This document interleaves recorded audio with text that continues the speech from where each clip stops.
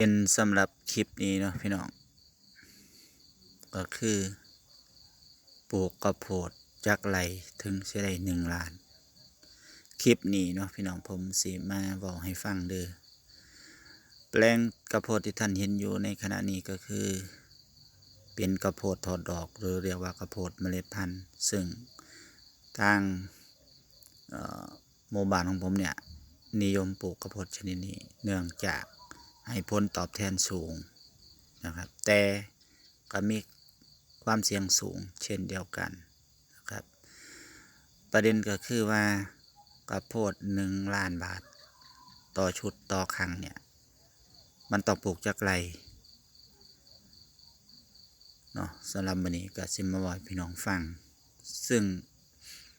ก่อนหน้านี้เมื่อประมาณ2-3 ปีที่แล้วพี่น้องกระโพดชนิดนี้ซึ่งเรียกว่ากระโพดเมล็ดพันธุ์หรือกระโพดถอดดอกซึ่งในหมู่บ้านผมนี่นิยมเรียกกระโพดถอดดอกเนาะพี่น้องนี่คือกระโพดถอดดอกจะมีลักษณะ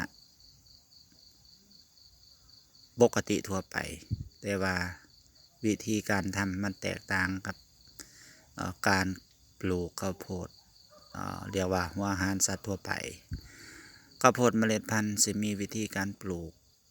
ตัวผู้แล้วก็ตัวแม่ผสมผสานกันไปซึ่งอาจจะมีหล่องตัวแม่เรียกว่าข้าวโพดตัวแม่ประมาณ6-8หล่องแล้วก็มีข้าวโพดตัวผู้ปลูกสลับไปเนาะระหว่างหล่องหลังจากข้าวโพดตัวผู้ออกดอก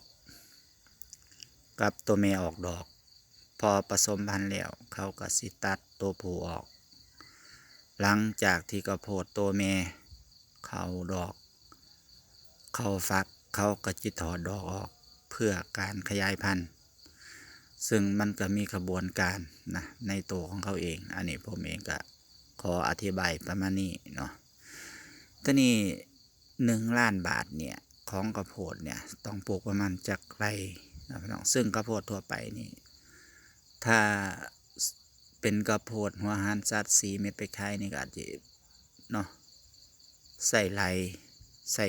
มีการปลูกไรแต่กระโพดชนิดนี้สำหรับปีนี้พี่น้องประมาณ20 ไรบางเจ้าก็ได้ล้านบางเจ้าก็ล้านกว่าต่อ20 ไรบางเจ้าก็บ่ถึงบางเจ้าอาจจะได้ประมาณ7-8 แสน6-7 แสน5 แสนซึ่งปีนี้ซึ่งว่าเป็นปีที่โชคดีทุกคนปลูกในกระโพดในพื้นที่ที่ผมให้พี่น้องได้เบิ่งนี่คือแปลงนี้บรรลุล้านพี่น้องเพราะว่ากระโพดมันงาม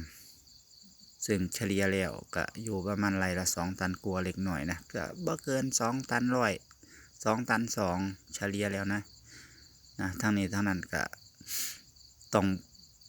อยู่กับกระโพดนำว่ากระโพดห้องน้ำปานใดซึ่งมันตกกิโลกรัมละ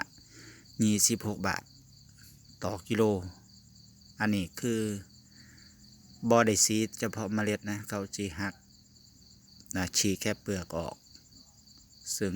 เป็นการปลูกให้บริษัทนะฉีกแค่เปลือกอะไรเราช่างทั้งแกนเนาะช่างทั้งแกนเลยกระถาเฮาดูแลดีเนาะอาจตกไรละ2 ตันกว่า